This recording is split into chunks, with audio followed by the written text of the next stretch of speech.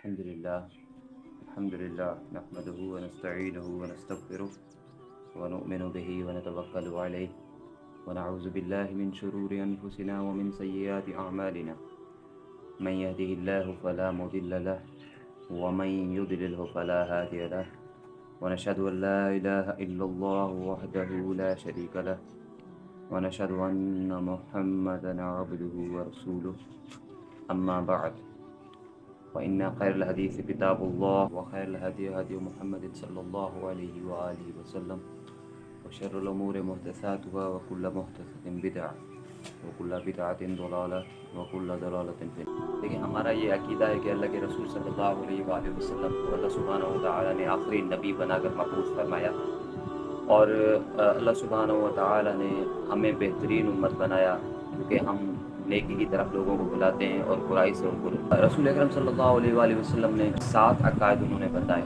جن میں سب سے پہلا عقیدہ ہے عقیدہ توحید۔ عقیدہ توحید کا مقصد یہ ہے کہ اللہ سبحانہ و تعالیٰ کی ذات اور صفات میں کسی کو شریک نہ کیا جائے، کہ اللہ سبحانہ و تعالیٰ اگر خالق ہیں تو اللہ سبحانہ و تعالیٰ کے جیسا خالق کوئی بھی نہیں ہے۔ اگر اللہ سبحانہ و تعالیٰ رزاق ہے، رزق دینے والے، تو اللہ سبحانہ و تعالیٰ سے بہتر رزق دینے والا کوئی نہیں۔ اگر اللہ سبحانہ و تعالیٰ مددگار ہے، معاون ہے، اللہ سبحانہ و تعالیٰ ناصر ہے، مدد دینے والے ہیں، تو اللہ سبحانہ و تعالیٰ سے بہتر مدد دینے والا کوئی نہیں۔ آج کل کے جو ملحد لوگ ہیں وہ کہتے ہیں کہ یہ چیزیں خود بخود وجود میں آ گئی۔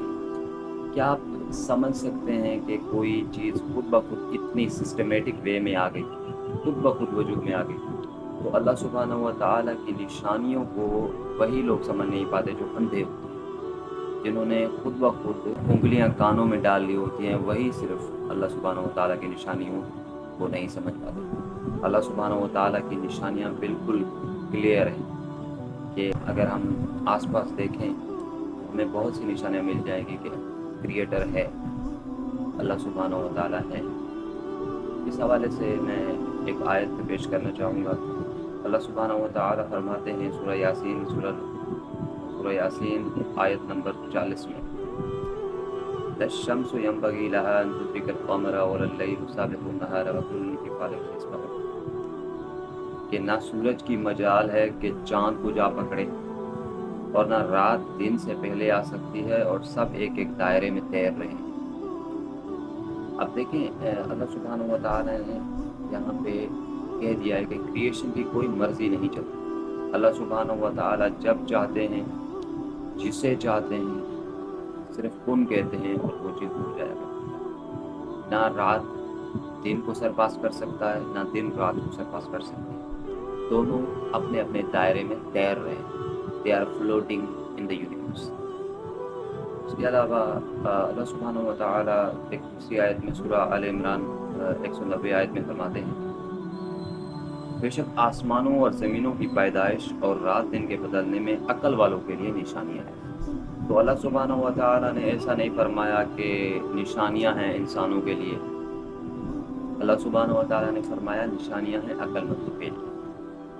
بے شک آسمانوں اور زمین کی پیدائش، جیسے انسان کو ابھی کچھ سال ہی پہلے، کچھ دہائیاں پہلے ہی پتہ چلا ہے کہ ایک بڑا دھماکہ ہوا، اس سے یونیورس پیدا ہوا۔ ہمیں اللہ سبحانہ و تعالیٰ نے 1400 سال پہلے ہی قرآن میں بتا دیا کہ یونیورس ایک دھماکے سے پیدا۔ اللہ سبحانہ و تعالیٰ سورۃ طور کی 35 اور 36 آیت میں فرماتے ہیں، کیا یہ لوگ انسان بغیر کسی کے پیدا کیے پیدا ہو گئے، یا یہ خود اپنے خالق ہیں؟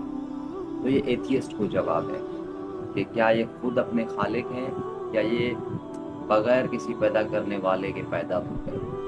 آپ دیکھیں چھوٹی سی چھوٹی چیز، ایک درخت کا ایک پتا بھی کوئی نہیں بنا سکتا۔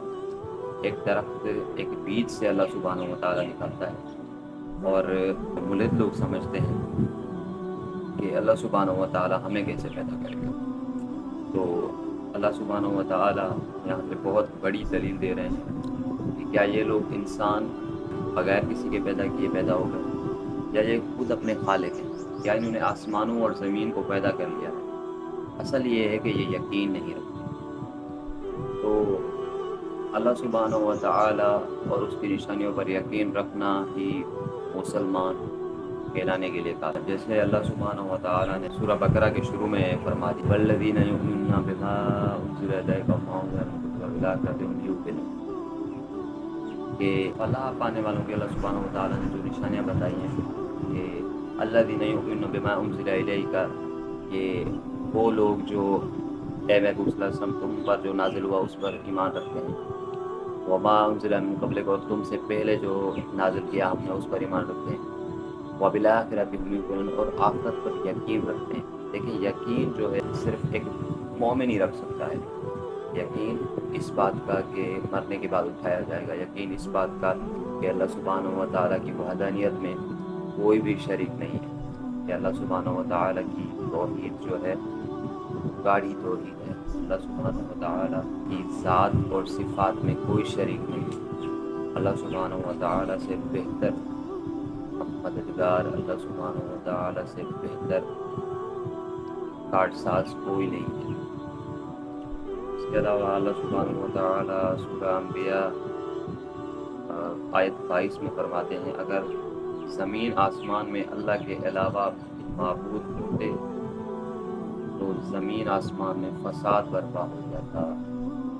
بالکل دیکھیں جب جنگل میں دو شیر ہوں تو کانفلکٹ بھی ہوتا ہے، تو لڑائیاں بھی ہوتی ہیں. تو اللہ سبحانہ و تعالیٰ ایک کریٹر ہیں، اللہ سبحانہ و تعالیٰ ایک ہی خالق ہے، اسی لیے کوئی فساد برپا نہیں ہو پا رہا. جیسے ہندوز میں دیکھا جاتا ہے وہاں پہ بہت سے گاڈس ہیں اور گوڈیسز ہیں، تو اتنے سارے گاڈس اگر آپس میں لڑ پڑیں تو یونیورس کا کیا ہوگا. اس لیے الحمدللہ ہم مسلمان ہیں. اسلام نے ہمیں جو ریلیجن دیا، اسلام نے ہمیں جو عقائد دیے وہ سب سے بہترین کہ اللہ سبحانہ و تعالیٰ اکیلا ہے اور اس کی ذات صفات میں کوئی بھی شریک نہیں. وَلَمْ يَكُنْ لَهُ كُفُوًا أَحَدٌ، اس کے ساتھ کوئی نہیں. اللہ سبحانہ و تعالیٰ سورہ اعراف سورہ نمبر 18 آیت نمبر 180 میں فرماتے ہیں وَلِلَّهِ الْأَسْمَاءُ الْحُسْنَى، اور اچھے اچھے نام اللہ ہی کے لیے ہیں، سو ان ناموں سے اللہ کو پکارو. تو اللہ سبحانہ و تعالیٰ کی ذات اور صفات کے لیے جو نام یوز کیے گئے ہیں ہمیں ان سے اللہ سبحانہ و تعالیٰ کو پکارنا چاہیے. until next time ہم انشاءاللہ اگلی مرتبہ شرک کے بارے میں کچھ آیات دیکھیں گے. یہ پہلا لیکچر تھا توحید پر. I hope you will find it well, اور اگر آپ کو ویڈیو پسند آئی تو چینل کو سبسکرائب کر دیجیے گا. کمنٹس میں اپنی رائے کا اظہار کیجیے گا. اللہ آپ کا حامی ناصر رہے. اللہ حافظ.